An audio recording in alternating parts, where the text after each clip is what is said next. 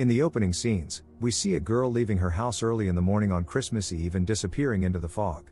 Dr. Flores woke up to a phone call. It was an urgent matter, so he immediately went to his office. The policewoman explained that Inspector Vogel had been in an accident. He wasn't hurt, but he was detained.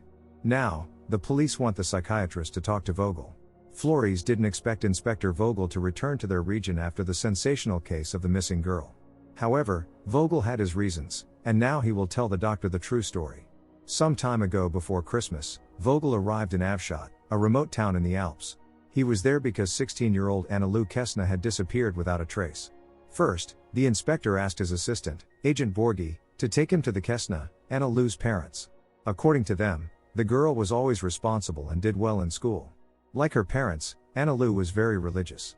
One thing was clear, Anna-Lou didn't run away from home like rebellious teenagers do. She wasn't even registered on social networks because according to the Brotherhood's laws, using the internet was prohibited. Before leaving, Vogel told the Kessner that they should make a public statement. Soon, there would be many reporters here. According to Vogel, sometimes journalists obtain information quicker than the police. Maria gave the inspector a bracelet made by Anna-Lou. Stepping outside, Vogel began clapping loudly. All the nearby neighbors immediately came out to see what was happening. If a crime had occurred here, it would have attracted attention. Vogel had no doubts, this was an abduction. On that morning, Anna-Lou was supposed to go to the Brotherhood church but never made it. 7 minutes after the girl left home, her mobile phone was turned off. As the inspector advised, the Kastners reached out to the public, asking anyone who knew about their daughter's whereabouts to inform them. The parents are deeply distressed by Anna-Lou's disappearance. Later, Vogel asked Borghi about the Brotherhood to which the Kastners belonged. Borghi said they were religious fanatics living by strict rules. Since journalists were constantly monitoring the police, Vogel ordered everyone to wear painters' suits instead of their uniforms. This would allow them to act unnoticed. The news is all about Anna-Lou's disappearance. The investigation is being led by the famous Inspector Vogel, who has handled high-profile cases before. Work at the makeshift police station in the sports hall building is in full swing. The inspector wants all press attention focused on this case. Mr. Kessner came to speak with Inspector Vogel personally. This morning, Maria found their daughter's diary while tidying the room. Anna-Lou has a best friend, Priscilla. Bruno admitted to doing something he still feels ashamed of. Finding Priscilla's number on his daughter's phone, he constantly called her and remained silent. Bruno doesn't know why he did that. Vogel advised Mr. Kessner to forget about it and return home to his family. In the evening, Vogel met Stella Honer, a well-known journalist who had just arrived in Avshot. Vogel handed her Anna-Lou's diary. Judging by the girl's entries, she was very proper and never violated the parents' prohibitions. It's evident that Anna knew the mother was reading her diary. So somewhere, there is a real diary where Anna-Lou wrote her true thoughts. Vogel proposed a deal to Stella Honer. Her task is to attract as much attention as possible to this case, and he in turn will share the most relevant information with her. Stella anonymously left a toy kitten near the Kastners' home, and since then, dozens of people come here to pray for Anna-Lou's return. The police officers keep a close eye on all the people because there's a possibility the criminal might come here too. This happens often. Perhaps the criminal might even want to take a souvenir. At one point, Agent Meyer noticed a suspicious guy taking photos. Afterward, the skateboarder guy took one of the toy kittens. However, Vogel ordered to remain inactive for the time being. Vogel has no doubt that Anna-Lou went with the criminal voluntarily because she knew this person personally and trusted him. This is why Anna-Lou is probably no longer alive. The main task now is for the police to find the criminal before the body is discovered. Late in the evening, Vogel received a call from Borghi, who found information about the skateboard guy. Previously, he was held accountable for photographing couples in public spaces. Now, Mattia is under psychiatric observation. Vogel called Stella, informing her that something will happen today. As promised, he's giving Stella a 25-minute head start before the competitors. It was New Year's Eve. Vogel broke into Mattia's house and found a video on his laptop featuring Anna-Lou. When Mattia noticed the inspector, he assured him he wanted to help. Vogel promised Mattia that he would get the recognition he deserves if he leads him to Anna-Lou. Mattia silently turned on the next video. Apparently, he had been following Anna for a long time. A suspicious SUV was caught on the video. Vogel told Dr. Flores that without Mattia's videos, they wouldn't have known about the surveillance of Anna-Lou. But at that point, it didn't matter because Vogel was sure Anna-Lou was no longer alive. All the local residents wanted to hope that the criminal came from afar, but deep down, each of them knew that evil lived within. In the past, Professor Loris Martini told his students that evil is the true driving force of the plot in literature. After the lesson, Priscilla approached him and started flirting, telling him about her plans to become an actress. Learning that during his university days, Professor Martini attended a theater club, Priscilla left him her number and asked him to study with her. At home, Loris has a wife, Clea, waiting for him. The woman's in depression because as a lawyer, in this town she can't find work in her field. Martini is planning a solo mountain hike. He returned home late and learned from his wife that a girl from his school had gone missing. Loris said he doesn't know Annalou Kesna, she's not his student. He is convinced that the girl ran away from home, like many teenagers do. Noticing a wound on the husband's hand, Clea asked what happened. Loris replied that it was just a scratch. The couple has a 16-year-old daughter Monica. The girl spends a lot of time on social media and conflicts with her parents due to their relocation. All of Monica's friends remained in the previous town, and there are no activities for her here. Loris understands that he shouldn't get too close to Priscilla, nevertheless, he wrote her a message. Of course his wife has no idea what he's really thinking. The whole day, Clea was choosing a gift for their daughter. Meanwhile, flyers about Annalou's disappearance were posted around the town. Dozens of volunteers, along with the police, searched for the girl in the surrounding areas. Loris was among the volunteers. The life of the Martini family goes on as usual.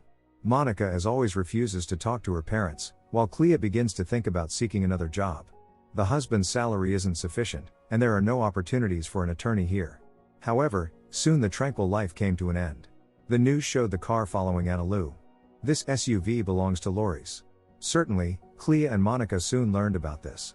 None of them understands what's happening. Loris called the police, identifying himself as the owner of the SUV that was on TV. Agent Borghi said the police had nothing to do with it, it's the work of journalists. There has been a leak of information. Loris has no idea that the police had been already following him. Meanwhile, Clea asked the husband, who was in shock, where he was on the day Annalou disappeared. Loris wasn't at home until evening that day because he went for a hike in the mountains. The wound on his hand only strengthens suspicions. The Martini house was surrounded by a crowd of journalists. The next day, Loris couldn't even reach his car because the journalist didn't let him through. Suddenly a car stopped nearby. A man told Loris to get in. It turned out to be the lawyer Giorgio Levi. According to the lawyer, going to the police makes no sense because if the video were evidence, Loris would have been arrested long ago. The problem lies elsewhere. Inspector Vogel, who's leading the case, isn't interested in expert reports and other traditional investigative methods. He usually achieves his goals through the media. Giorgio Levi is ready to help, but Loris said he needed to consult with his wife. Before leaving, Giorgio Levi gave him a separate phone for communication. Loris is perplexed as to what this is all for. Giorgio only hinted that the worst was yet to come. The police spoke to the press. Inspector Vogel assured that they were making maximum efforts to find Annalou. Stella Honer, who acts solely in her own interest, provoked the inspector with questions, inquiring if he feared a repetition of his previous case. The spouses are contemplating what to do. They can't afford to hire a lawyer. Loris suggested the wife act as his lawyer, but Clea objected because she doesn't know criminal law. The police arrived at their home. Agent Borghi stood at the doorstep with a search warrant. Besides that, the police intend to take all necessary samples. Loris didn't object. Now he's the main suspect in this case. Experts examined Loris's SUV and found that the car had been recently washed. Apart from cat hair, no DNA traces were found.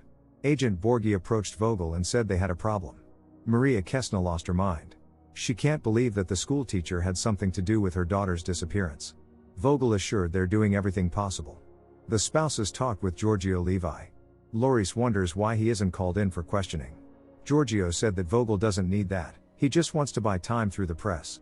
According to Giorgio, this isn't the first time Vogel suspects an innocent person. In his past case, a man spent 4 years in prison before the court proved his innocence.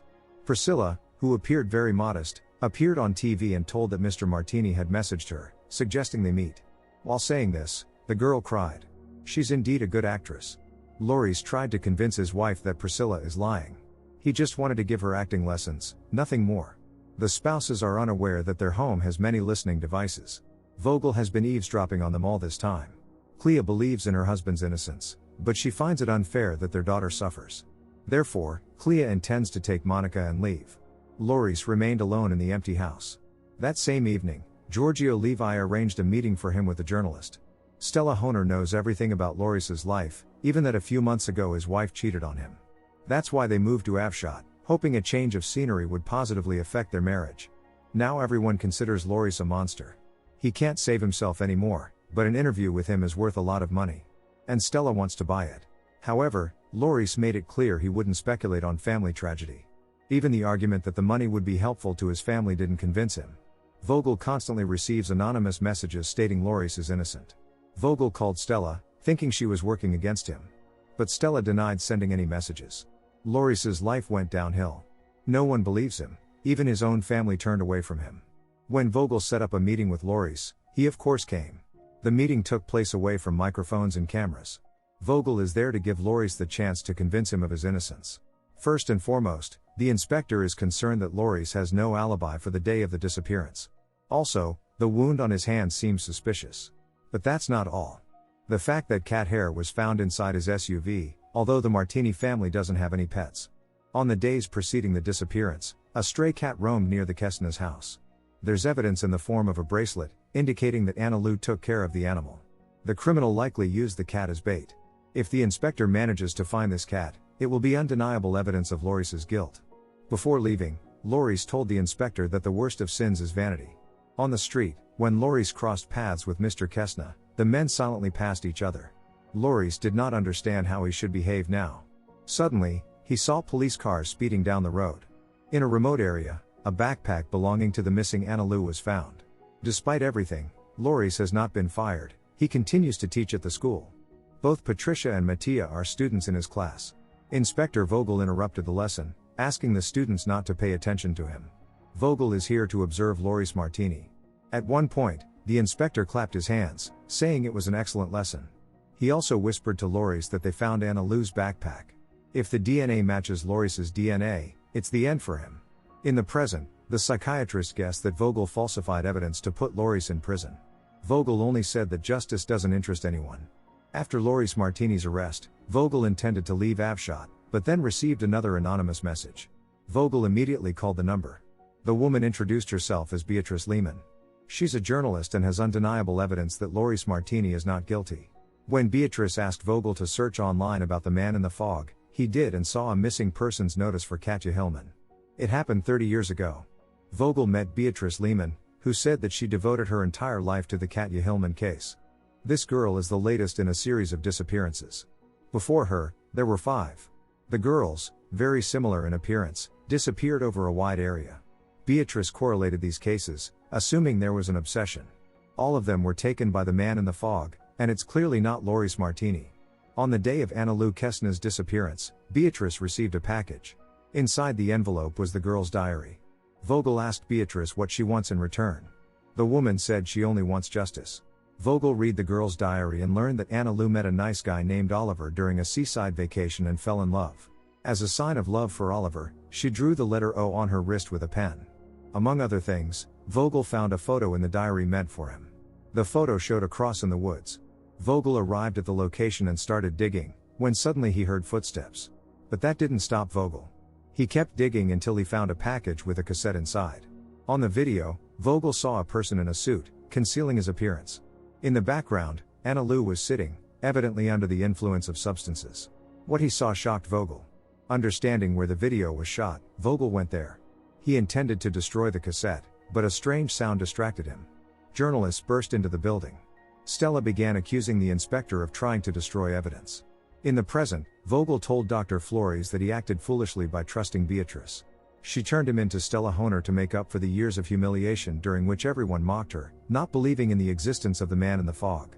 Vogel also confessed that Anna Lou's story made him experience compassion for the first time in his life.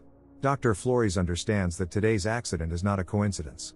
Vogel didn't hide that he returned to Avshot to seek justice. Loris's reputation was restored, journalists fought for interviews with him. But best of all, the wife and daughter returned to Loris. Giorgio Levi believes that Loris should sue the police for slander and illegal arrest. This way, his family will receive a huge compensation. Meanwhile, the police started the case from scratch, investigating the disappearance of 6 girls over the past 30 years. After the interview, Agent Borghi made it clear to Vogel that he should leave town as soon as possible. Due to Vogel's vanity, the police followed a false lead and lost time. Vogel met with Stella and gave her Anna Lou's diary. Despite disagreements and competition, the inspector and the journalist continue to collaborate when it is to their advantage. Vogel appeared in a live broadcast. Loris was also here. The inspector saw the letter O on his wrist and realized that Loris Martini was the one they were looking for. The man in the fog had nothing to do with it. Loris initially acted purposefully, knowing about Vogel's reputation. Loris decided to turn this to his advantage. While in literature, the villain's motive is often hatred, in real life it's usually about money. On that fateful morning when Anna Lou left home and saw the teacher trying to catch the cat, she agreed to help him in the search. Taking advantage of the girl's distraction, Loris attacked her and proceeded to carry out his sinister plan. When Anna Lou no longer breathed, Loris noticed the letter O drawn on her hand with a pen. Now Vogel knows that originally, Loris targeted not Anna Lou but him. Perhaps there's no man in the fog, and it is just a figment of the mad journalist's imagination. The idea is that no one should ever find the body. But Loris, like Vogel, tends towards the worst of sins, vanity. He made a mistake by drawing the letter O on his wrist. Dr. Flores suspected that after the live broadcast, Vogel pursued and then eliminated Loris. Vogel didn't resist arrest. Before being taken away, Vogel told Dr. Flores it was nice talking to him. Dr. Flores returned home to his routine life. Nobody knows his most significant secret: he is the man in the fog. Don't forget to subscribe to our channel not to miss more exciting new products. Also, the authors will be pleased if you leave your opinion in the comments.